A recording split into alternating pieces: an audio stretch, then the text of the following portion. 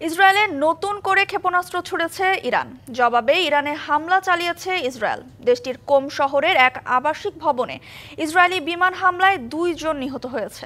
স্থানীয় সময় শনিবার ভোর থেকে নতুন করে পাল্টা হামলা চালাতে শুরু করে দুই দেশ। চলমান সংঘাত থামাতে কূটনৈতিক তৎপরতা চালাচ্ছে বিশ্বের বিভিন্ন দেশ।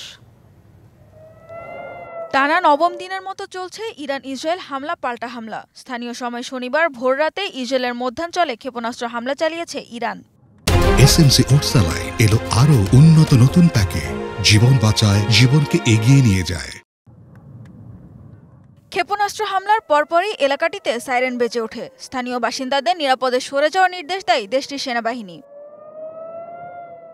ইরানের হামলার পর থেমে নেই ইসরায়েলও। দেশটির ক্ষেপণাস্ত্র উৎক্ষেপণ কেন্দ্র ও আবাসিক এলাকায় হামলা চালিয়েছে তেল আবিব। এতে ঘটেছে হতাহতের ঘটনাও।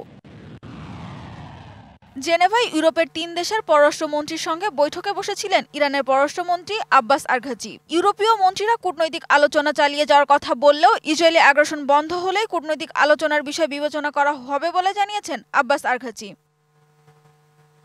চলমান পরিস্থিতি নিয়ে বৈঠক করেছে জাতিসংঘের নিরাপত্তা পরিষদও। সেখানে চলমান সংঘাতের জন্য একে অপরকে দোষারোপ করেছে দুই দেশের প্রতিনিধিরা।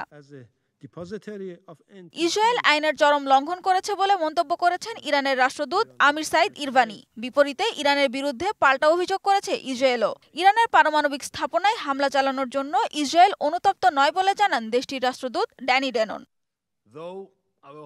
সাজিদা ইসলাম তন্নি, ডিবিসি নিউজ ডেস্ক।